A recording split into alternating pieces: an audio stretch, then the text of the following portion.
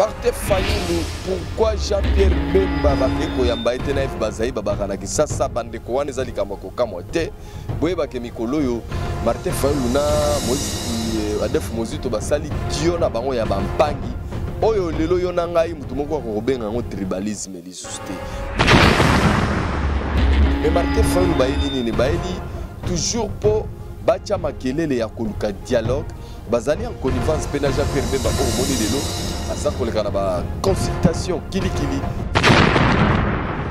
Moi je vous dis, dans le moment où préparez-vous, il n'y aura pas de dialogue et de réforme et que les Kanakati y a une institution.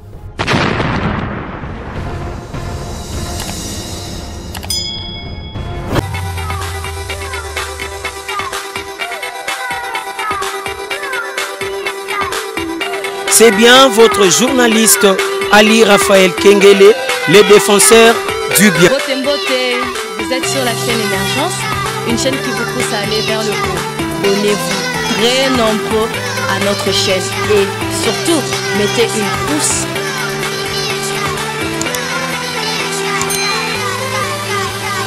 Awana Émergence One TV avec Saint Thomas Boukamona Boukakouikla par rapport à Évangile. Botenaba Congolais, Botenaba dans le monde entier, ba internautes nyoso, ba balingala partout dans le monde entier, place okutani na biso, vraiment tout ces pays makasi parce que yo zali wana biso pe to zali, ya on les ali ko sala d'abord fierté, ya mboka na biso République démocratique du Congo, mabele ya bakoko. Alors Saint Thomas na eli susu à travers Émergence One TV place na lobaki na bino ke bodukanga ité, botuna te pa ibake na mbonda beta bokoyoka lelo nazali awa na Émergence One TV toujours pour na rosunga bino na analyse politique ya makambo oyo ezali koleka na mboka na biso tika avana bana makambo nyoso na pesa mbote na ba oyo ya ngai ba fidèle de leur fidèle plus particulièrement na couple il y a Carlos na Sandrine, Carlos José na Londres, donc Mbote Bele Kobo Sanate, Bana na bango mibale Véronica, na Karim Bazola Nangai, Ngai Salinga plaisir, puisque bango bazalaka yanga, bazalaka penda ba fidèle à travers bango na boîte misu libela na Katia France, plus précisément na Paris, na profité na saluer Pasteur Ezaïmbaka, donc yé à Kanga France, Monsali Ankolo. Nzambe azala toujours na rendez-vous ya masolo na biso ndenge to banyango lelo et na même moment na profiter ko pesa mbote na basali nyoso ya Nzambe ya mokili mobimba plus particulièrement na prophète Moïse Nyengele depuis Kinshasa na Petro Congo ye alobaka na ye bati kota kwa oboyo vandi oboyi pe mitalio mais ainsi dit l'Éternel ye déjà alobaki o akokaki koloba lelo to solola avec 3 sujets à l'appui, 3 sujets très importants. Oyo ekosala plaisir depuis Luxembourg, la fédération IDPS, Oezali dirigée par Kitenge Hubert, na José Mouepou, sans oublier Jean-Jacques Kabongo. Bangoana, ne bazali kosala fierté, il y a Luxembourg. Pourquoi pas bakolo Luxembourg, bango moko kiki kezong ya bato ya mama Bibiane BBC, on a benga ke manager nangai. Donc il y a déjà Masolo ezalaka carré ndenge bakino balinga koloba edingano depuis Osaka na Japon un beau disciple fait comme son maître IDP ezali très bien représenté Tumba College en Allemagne de tous les jours Philippe Moussangilai. Alors Tobandi la grande équipe est déjà là, il y a Émergence One TV avec artiste Wabakas Piskas coach Arnold Mido. Donc Yepé Azali déjà wana sans oublier Yemoko le grand monteur ingénieur junior Kapa avec Fabrice Mutombo. Bakumbi biso na banda kuna bino tala biso pendenge tokoti et ça li plaisir ezali masolo ya Congo na ba congolais. Toko solo la lelo premier sujet état des droits, deuxième sujet retour ya Fayulu na Mozito na la muka siko ekomi na lolenge nini balingi nini. Et puis ça na lisolo ya base bilanga ya Kasumbale ça il y a eu 2 pèses donc il y a un peu tokosolo la masolo wana et puis il y a on dit ça na ngopo to monana vraiment mikole koya parce que tous allés ensemble. Alors évangile na biso le barana bido que soko monité kondimate bino oyebi avec évangéliste na bino Saint Thomas nazali déjà na plaisir ya ko retrouver bino ebele benga pe baninga keno Saint Thomas abandi déjà kopesa masolo oyo ebongi toyoka tozala vraiment bien affermi par rapport à biyoka yorato mesana nango na bitala tala to alaka nango ezangati na robanda liboso na lisolo état des droits. Vraiment merci d'abord le président Félix Tshisekedi oyo amemeli biso application ya état des droits quand bien même na constitution il y a RDC état des droits ezalaki nakati mais non appliqué correctement, mais avec lui nous sentons déjà que il y a vraiment l'évolution sur le plan, il y a applicabilité, il y a état des droits et nayango batubele baebi vraiment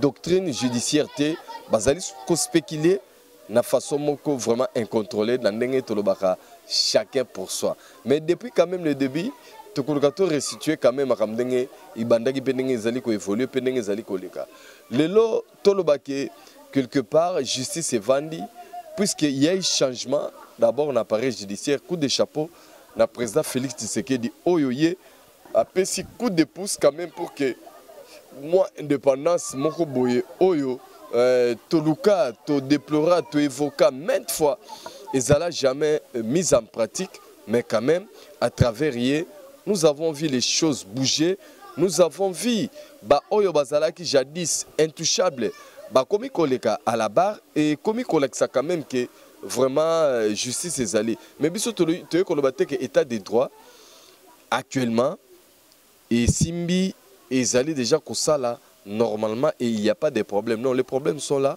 Beaucoup de problèmes sont à résoudre dans il y a processus, il y a application, il y a état des droits entre autres amélioration il y a conditions de vie, il y a ba juge, il y a ba magistrat, donc c'est très important. Et puis pourquoi pas amélioration qui permettre bango ba rendre la justice, rien que la justice pour que ba parti en conflit ba s'entendre que quand nous venons nous sommes satisfaits quand même d'endenge ba rendre justice. Alors pour toi aboutir, pour atteindre, il faut réformer la ebele au sein de l'appareil judiciaire pour que l'état des droits ait la vraiment réalité. Et pour y arriver, il fallait vraiment à tout prix, le président de la République a bêta marteau na mesa pour nous changer premièrement, les magistrats, pour réajuster les cours du tribunal pour qu'ils travailler dans la sérénité et puis dans l'indépendance totale. Mais voilà. Pendant que le chef de l'État a sali makambo nyoso et il y a eu bout au niveau de deux juges de la Cour constitutionnelle au yobango babouda qui ko prêter serment. Mais et c'est le cas qui et bango baebi au fonctionnement et appareil judiciaire surtout dans le conseil supérieur et la magistrature ndengeni et les kaka. Et puis c'est cette conseil là et travail qu'a proposé président à intérimer ordonnance pour que disposition soit appliquée. Mais malheureusement, par Mayele et Abatoma, c'est depuis 60 ans, mais voilà là où notre pays se retrouve maintenant.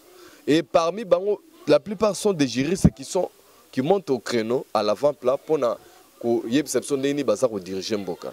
Mais le président a fait ce qu'il fallait.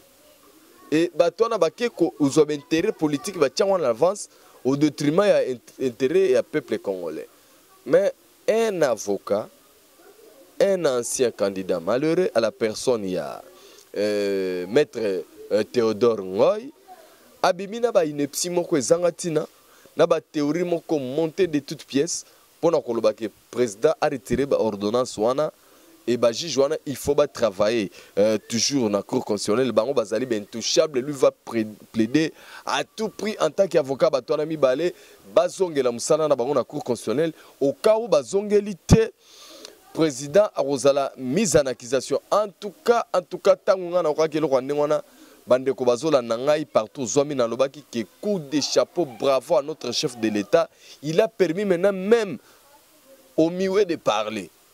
Et beauté à la démocratie de Siko Yango. Et moi j'attends à bras ouverts pour que nous quels sont les articles qui attaquent le chef de l'État et qui vont juger le chef de l'État et il sera condamné ou pas. Et puis j'encourage encore Théodore Ngoy akende jusqu'au bout ya logique naye assez fatigué azala tentete lokola ilunkamba mutamena saki biso ke soki tunda ka senda longo ye pas démissionner ti lelo tozela démission naye tomoni yango te dit on blague avec les gens, on blague avec les gens, on blague avec ces pays.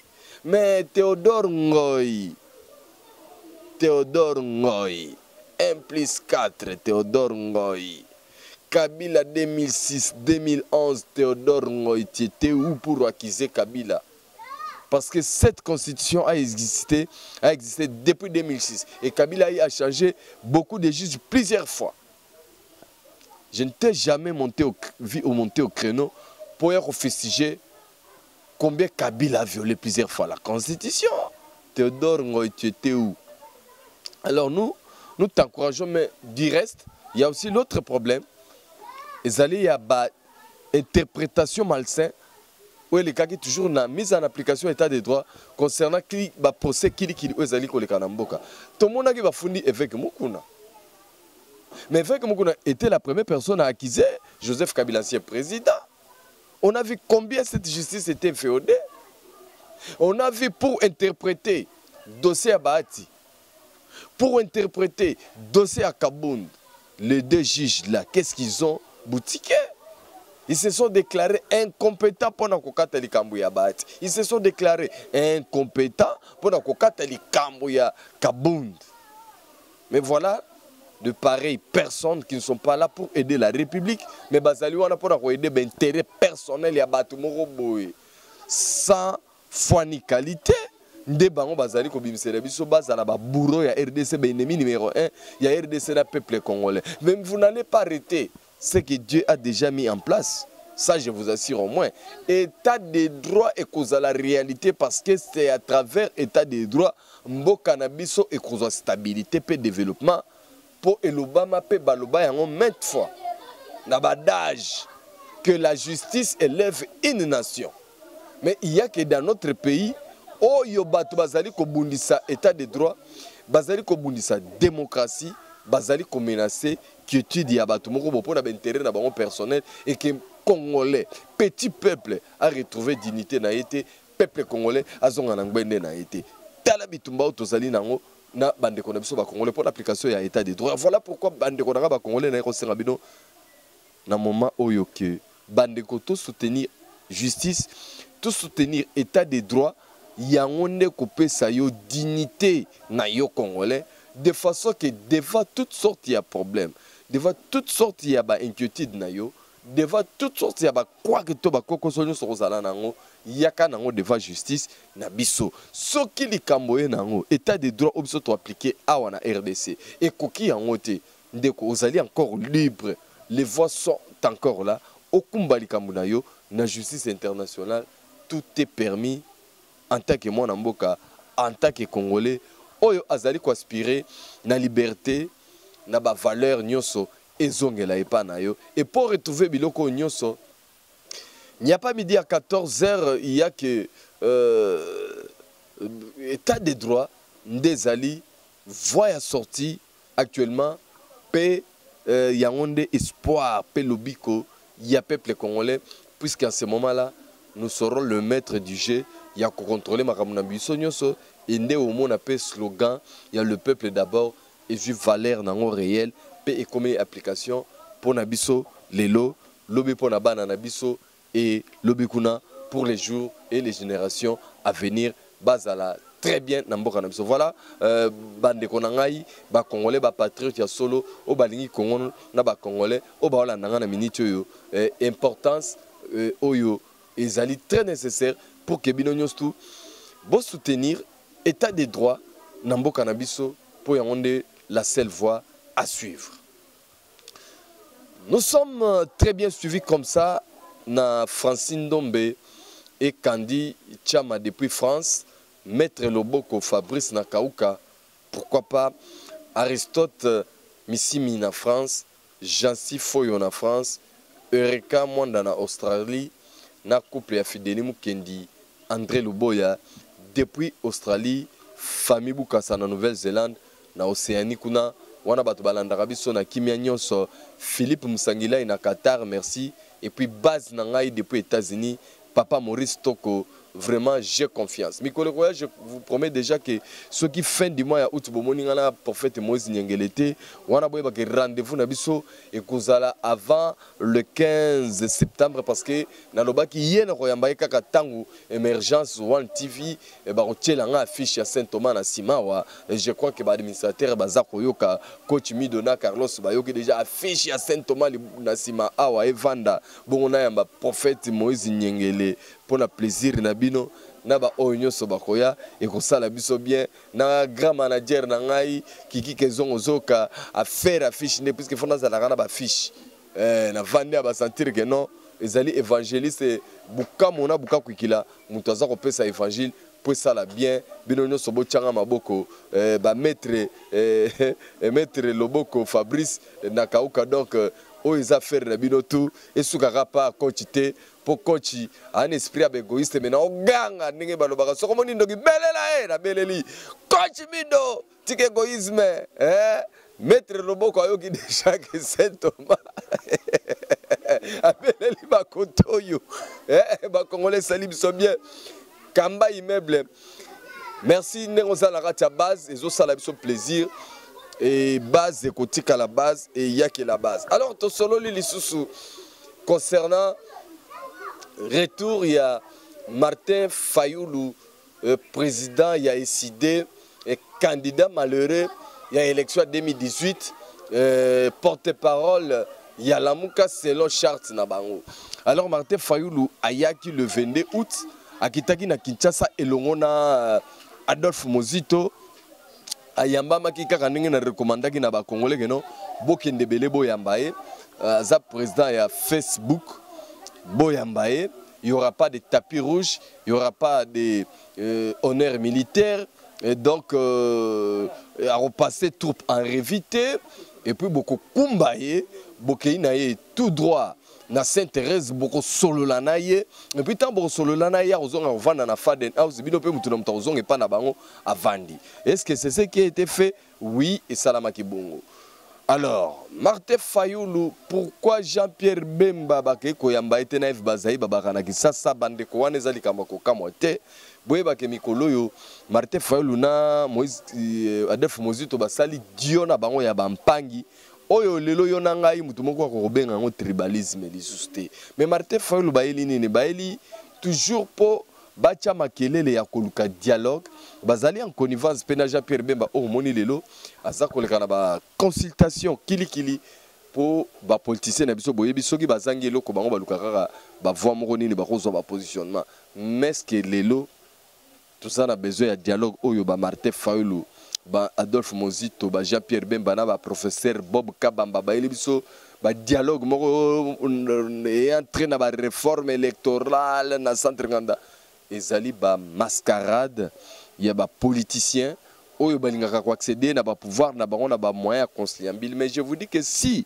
à l'époque de Joseph Kabila a mesani sakibino na ba concertation na ba dialogue kili oyo seul moyen za on pose à justifier ba glissement na ye peut qu'on se maintenir le plus longtemps possible na pouvoir na ba débauchage na ba manœuvre vraiment dilatoire juste pour na ko traîner makambo au détriment, il y a peuple congolais. Moi, je vous dis, dans un moment où préparez-vous, il n'y aura pas de dialogue et de réforme et que les Kanakat, il y a une institution établie où ils allaient en place et surtout qu'avec le gouvernement où ils sont en gestation, dans un moment il y a remaniement, nomination informateur pour retrouver une nouvelle majorité. Et bien non, ce que vous devez faire, Fayoulou na Mozito, il fallait bolukande ba point de convergence au sein il y a opposition kuna bo salamanso bo peser makasi po bo bimisa porte-parole il y a opposition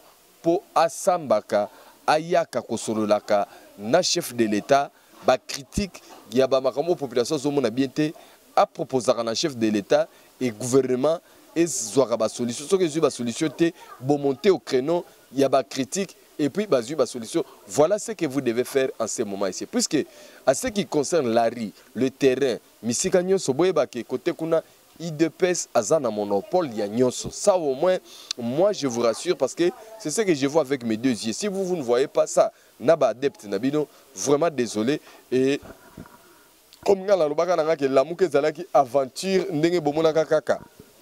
excusez, Afdel, conglomérat des aventuriers, vous savez que tu veux libérer nos populations, mais en réalité, ce n'était pas la population. Au Bango Baki qu'on libérer, mais il n'y a pas d'intérêt personnel. Il y a Makamuna Bangomoko, et les lots, 20 ans, plus de 20 ans après, Bomoni, quels sont devenus les gens qui nous chantaient Afdel Libération, et combien sont morts, combien sont restés, et le lot, nous t'envoie Minakatuana, ils allaient Rwanda, Ouganda, et quelques individus Congolais, mais le peuple congolais a tikali na misère naie, koleka kutu misère oyo Afdel et aki kokutaye. De la même façon, la mukana opposition na bango ya ba Fayulu, ezali na ebite donc bango pe bazali conglomérat des aventuriers, ceux qui tembe botu na ba résistant, botu na ba zairo ba bango na poto na minicho ba lukeli bango, mbwa swimbwa. Tout simplement, ils ont vite compris que c'est de l'aventure. Les gens qui viennent vous demander des cotisations. Et vous cotisez, et ils vous promettent qu'ils vont changer les choses. Quelles sont les choses qu'eux vont changer? Binonde erreur bino bino moko bokenda ba poto bozo mikanda na kombo IDPS lelo IDPS na pouvoir bino bodobi bolakisa IDPS manduki papa yoke sumbana sani olelaka. Mais aux ana libabe ya vie, aux ana bilakeli mabe et côté nyonso yo obanda kokende ko s'appuyer et ce que ça en anglais IDPS parce que IDPS c'est en Nzambe. IDPS ne sont pas ceux qui animent l'IDPS actuellement. L'IDPS c'est Dieu avec son peuple qui accompagne la politique du Congo à travers l'IDPS. Et IDPS comme parti politique est causé la sous pression le peuple congolais pour ça la malam. Parce que IDPS va la choix. Quelle que soit la forme d'animateur de IDPS, ils seront soumis à un dictat, il y a pression populaire, puisqu'il y a un ticket là-bas. C'est pourquoi on a dit IDPS, ils ont un courant ébélé, ils ont une tendance ébélée, mais ils ont un dénominateur commun, ils ont le peuple rien que intérêt à peuple, parce que là-bas, quand il y a les intérêts individuels, ils ont rabaisser au kokitana. Et vous, au niveau de l'opposition, vous copiez trop tout ce que l'IDPS a créé, sa façon, matinée, parlement debout, moyen à sommet. Être maintenant fidèle à la détermination comme le militant de l'IDPS et les adeptes de l'IDPS, on a des besoins comme équation. On a beaucoup de parce que bango bae na conviction na idéal. Bino boyeli bentéré na batuna bino boyeli na haine na jalousie na motema mabe. Et à la fin, vous aurez que des divisions, des disputes et puis séparation. Et puis, et quand vous êtes séparés, vous n'allez pas réussir. Pour réussir, il faut être unis. Mais vous n'êtes pas unis autour des idées. Vous êtes unis autour des idées, autour du peuple. Vous êtes unis autour de calculer l'agenda. Tala le positionnement. Nous avons 2 ans et quitter. Mais d'ici 2 ans et demi, vous serez dans quel niveau? Beaucoup de choses sont positionnées bino. Voilà. Alors donc, nous disons aux amis qui nous suivent partout au monde que Boye Bayango, que Lala Pongi, biso to pekisyote ou appartenir na lamuka soit na FCC soit na cash c'est pas interdit to pekisyote za la école yo za la kanango mais nous disons seulement que koto za la ba que démocratie ça na ba principe nango siko yo ce qu'il te faut maintenant c'est aimer d'abord ton pays et tes frères et puis le reste viendra après on comprend que makamnyoso et kende malamu donc c'est le moment. Vous comprendre combien nos politiciens depuis 60 et ils ne sont pas là jamais pour le peuple. Ils peuvent créer pendant l'opposition pour le peuple, mais une fois au pouvoir, à Bossani peuple, non seulement peuple, même ceux qui étaient proches de lui, Minga éloigné Rabango, c'est important. C'est comme si tout ce qui vient auprès d'eux, Bazaline Bescalier, Oye fois maté là. Dengene tina minito, ngana na coach. Arnaud Mino, on a un escalier, on a un mata. Ce qu'on a lobby dans le rata jeep, on a vite répond à mon Saint-Thomas. On a un comportement de politicien congolais. Au comme on a peu bon, on a un Saint-Thomas, pas bima, problème. Donc ils sont devenus comme ça. Ces politiciens que vous voyez, ils ne changent pas. Alors, tant que vous avez bango, yo nani yango kubundela yo pour la famille yo. Vous allez mourir, ils vont accéder au pouvoir, ils vont porter des cravates, des vestes, des belles chemises, des vrais pantalons, des chaussures à kitoko, badondi, à calculer l'intérêt, à mon aise, à cibler koto. Les politiciens, comme ça, ils ont des listes, ils ont parcours de mon comme il n'y a pas longtemps, quand Mozito a été Premier ministre, parmi les gens critiqué, il ne faut pas ça la Mozito, c'était Fayoulou, non? Mais vous voyez, Fayoulou, Mozito, qui est mauvaise gouvernance, c'est ça actuellement. Vous voyez que Ezako Sakana Nabi, non? Nabenga Jekoko a répertorié ce mapan à Mozito, tant Mozito a zaki ko gérer. Qu'est-ce que Mozito a fait avec tout ça? Là, vous ne voyez pas. Vous ne voyez pas. Mais déjà, combien de Chilombo ça yibi déjà? Et vous avez déjà les chiffres que Chilombo a volés, vous avez déjà les parcelles que Chilombo a achetées, vous avez déjà tous les biens de la famille Chilombo que la famille Chilombo a achetés. Vous êtes très curieux pour Nayango. Maintenant, vous êtes quel genre de peuple? Franchement, Bandekonangaï, Ezali, Passi, Kolanda, les politiciens verrés, les politiciens versatiles, le Kolabawe Abisso, Ezali, Bozo l'extérieur, c'est un belé, Babandi, comme ça, Vena Bangon, Facebook, Kolobano, tout ça, Fachi, on a développement, tout ça. Oui, vous n'avez pas le choix. C'est le seul qui nous reste. Donc l'opposition, ce n'est pas interdit. Mais quel type d'opposition? Tu vas t'opposer à quoi? Tu vas t'opposer à la démocratie? Tu vas t'opposer à l'état des droits? Tu vas t'opposer à quoi? À l'indépendance de la justice. Au moment où Félix Alongoli, juge de la Cour constitutionnelle, a violé la Constitution. Mais ce sont les mêmes juges qui ont décrété que la Cour constitutionnelle a inféodé dans Kabila, non? On est invalidé, qu'on gagne. Vraiment, la turpitude, vraiment.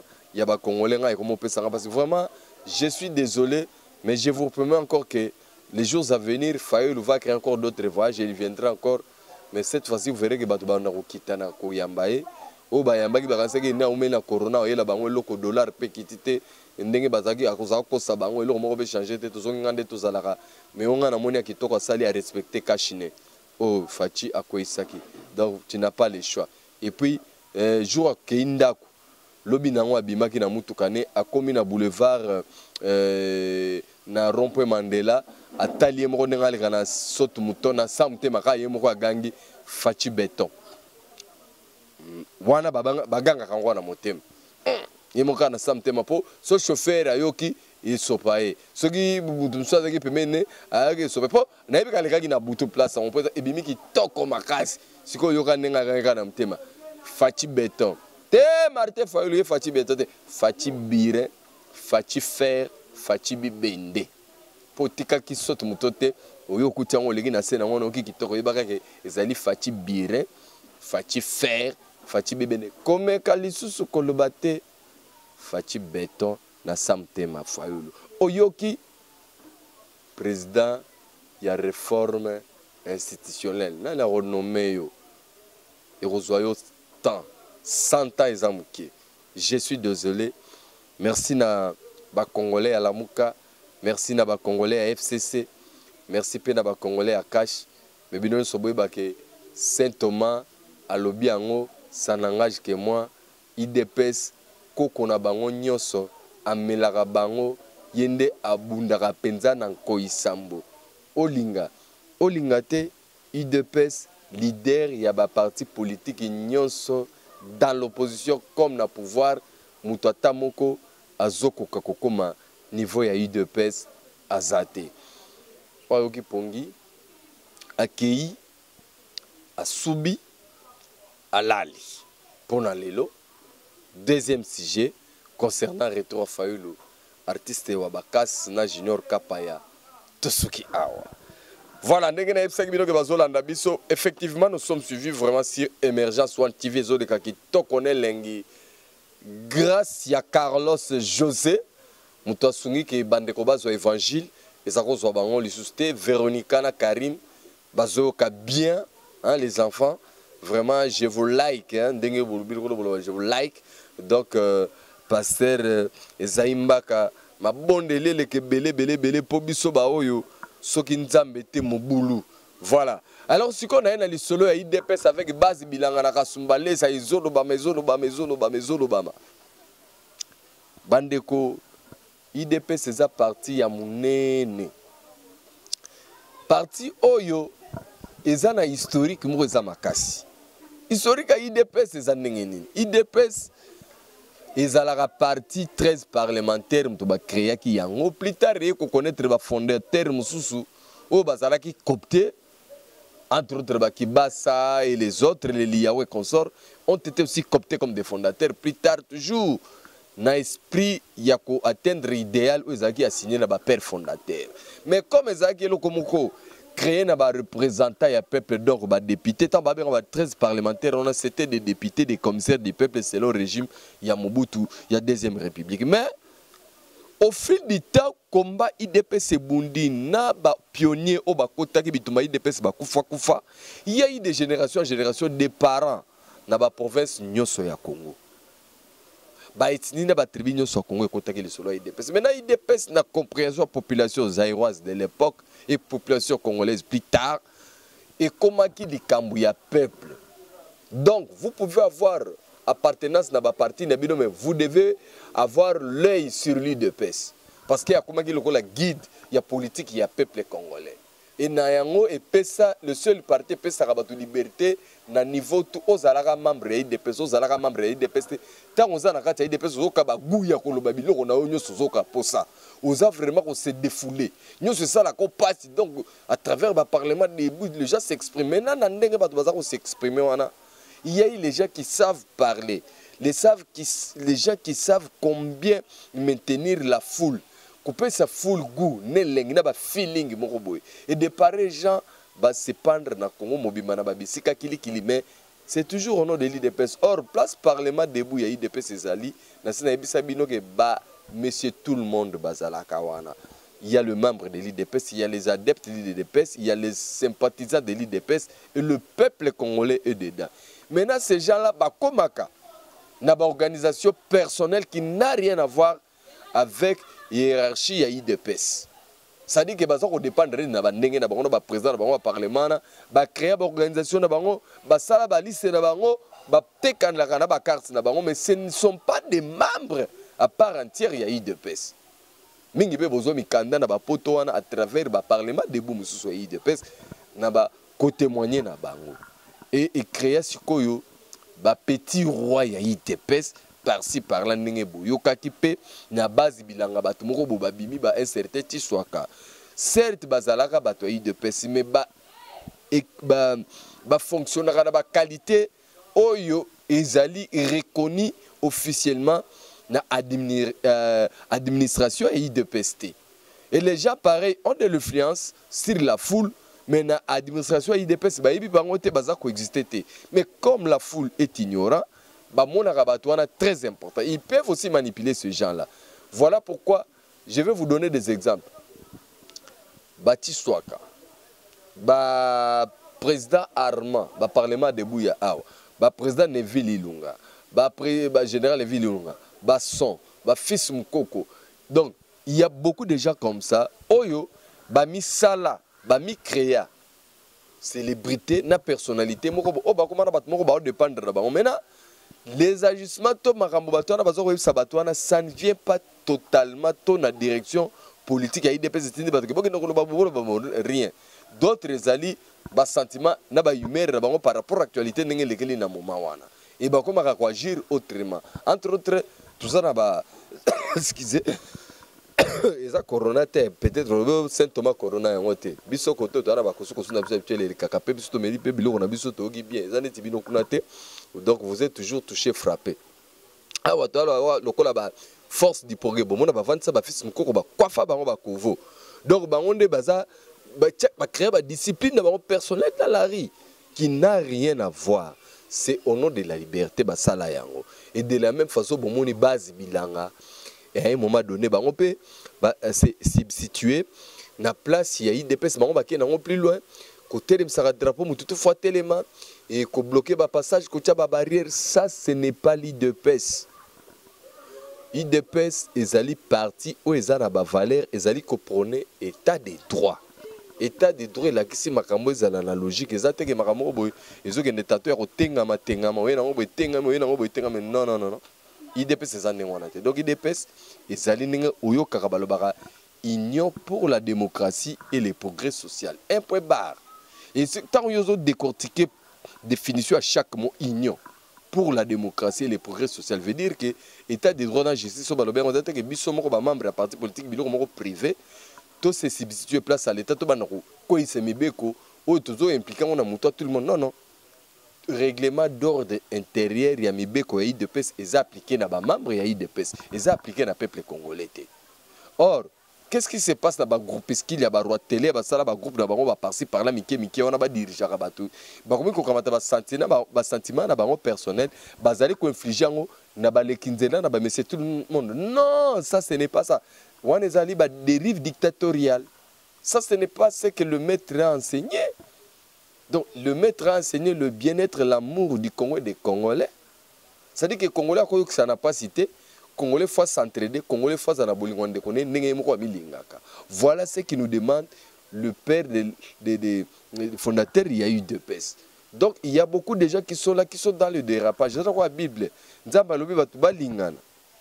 Jésus a lobi aimez-vous les uns les autres. Mokuta batu basala l'église ça 4 églises. Au moins batu église balingana kana ba oh, ils vous disent tout ce qu'ils prient Dieu. Donc il y a aussi l'incompréhension à ce niveau-là. C'est de la même façon nakat il y a eu UDPS. Donc il ne faut pas fustiger en moment là que le tout puissant secrétaire général Augustin Kabouya m'attaqué na créneau pour na kolobagete. Donc ba service il y a l'état ba koki kozana na crainte moko sous influence te go na muto IDPS. Non, qui vous dit que muto IDPS azali kolo mi beko jamais. Jamais. Et j'ai toujours dit que la plupart de bato IDPS ope banaka tamvuluba boko ça la prison fort au nom de l'état de droit.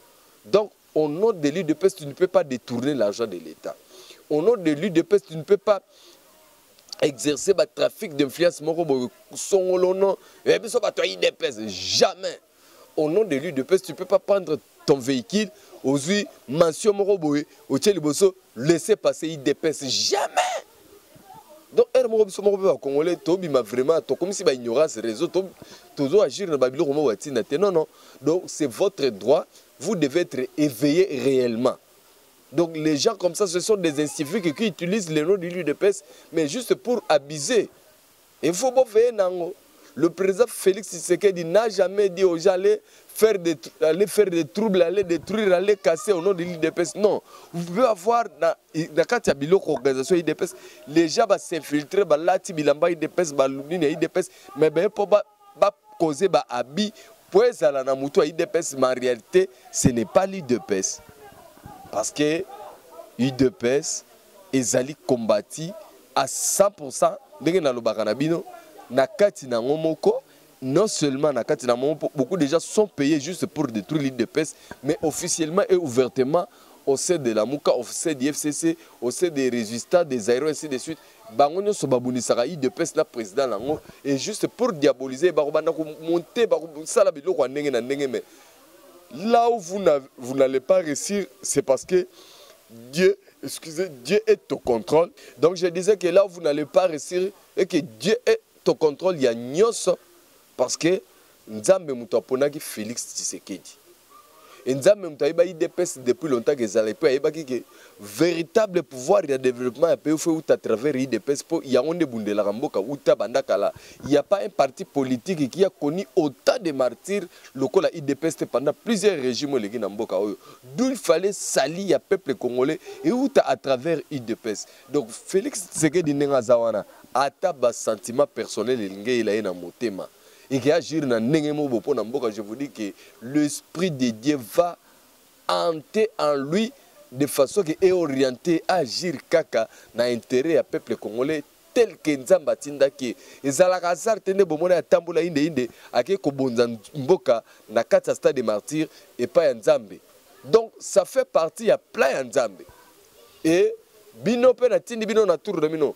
Boko tasubanda kwa banganga makasi boke no mona ba marabu na bino bobongisa ba missile o makasi mais boyeba ke missile nyoso basalaka muto apesaka ide basala missile ezaka nzambe bombe nyoso basalaka muto apesaka mayele ezaka nzambe yeba boye muto apesaka formule ya tikalaka na original. Donc bombo makasi eleki tous les bombes muto azana ngo eza nzambe. Donc si Dieu dit aujourd'hui que il va mettre fait à la vie à Félix, c'est Dieu qui va décider. Ce n'est pas toi là. Donc, yo za nona nguya kutute ata ya mwana bitende te. Pour moi, on a pas pu tout bien. Donc, vous devez vraiment vous arranger calmement. Yakolanda, ainsi dit l'Éternel, et vous n'avez qu'un seul devoir. Donc, devoir, Congolais, devoir principal, les Ali Kakaya, Olinga Congo, Olinga P, Ba Congolais. Alors, Nayango, Nangagina Chité, na moi, petit point Oyo, concernant les Kambouya, le docteur Mukwege Naroye, vraiment très prochainement, fond et en détail. Donc, docteur Mukwege menace à Zali subir, na rapport, il y a mapping, il y a ONI, Oyo, il faut TPI, on a le baran à bino na débit que il faut création, il y a tribunal pénal international sur la RDC de 94 à nos jours. Et ça est très très important parce qu'il y a eu des massacres, il y a eu des crimes contre l'humanité et des génocides contre le peuple congolais. Avec complicité à Congolais, na Bapaya, ba Ougandais, ba Burundais, na ba Rwandais, na ba Tanzaniens, bazali na kati ya complot wana. Pourquoi pas beaucoup de multinationales? Donc il y a eu un complot international contre le peuple congolais. Oyo bakufi lelo plus de 12 millions avec autant de femmes violées et nyoswana et koleka inapercité. Boyeba que tôt ou tard la justice va triompher et coagir. Mais pour l'instant, nous disons que Dieu nous fasse grâce, que notre prix Nobel, chèrement acquis, Dr Denis Mukwege, soit très bien sécurisé localement et sur le plan international. Vraiment, même l'ONU doit doter la sécurité à notre prix Nobel, Dr Denis Mukwege, de façon que Yé Azali voit Oyo et Zakoloba partout dans le monde pour le peuple congolais, surtout la famille massacrée, la famille veuve na orphelin, Olelo à travers Babylone, Batikalina Mutute. Et là, on a aussi la raté, Bissot aussi, ici, Koyo, Tokomi Nasuka, to remercier Bino Congolais et Bele Bele Bolandi Bisso, Saint Thomas Nazali Kaka pour nous Sabino, évangile, Bolingo ya Congo na Congolais, partout dans le monde entier, la pression beauté, vraiment, Niclette ya Saint Thomas, Bananangai, Bazaki Kolanangai, Bangonyo sur la pesi Bangon beauté, artiste Wabakas, Coach Mido, Arnold, Junior Kapaya, Fabrice Mutombo, Boss Carlos José, Bilonyo sont partout dans le monde entier. Bolandingai, Bao Natangi Bakombo, Nabao Natangite, vraiment Mbote Onde Zagi Ayom Totikalaki, ou vraiment Zayayo, base Nanganyo sont partout Bozalaka. Vraiment, je vous remercie. Abonnez-vous davantage à Emergence One TV. Et puis, tout le monde très prochainement, Kolo, Azalanabino, Poyende, Aebilobi, Bobo San Évangile, Soko Monité, Kondimate, bye bye.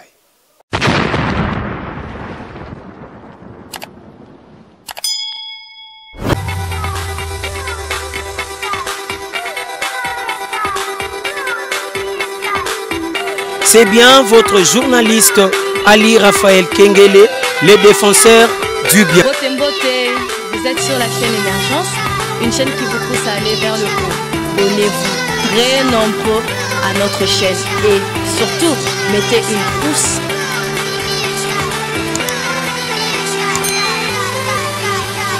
Awana Emergence One TV avec Saint Thomas Boukamona Boukakoukila par rapport à Évangile.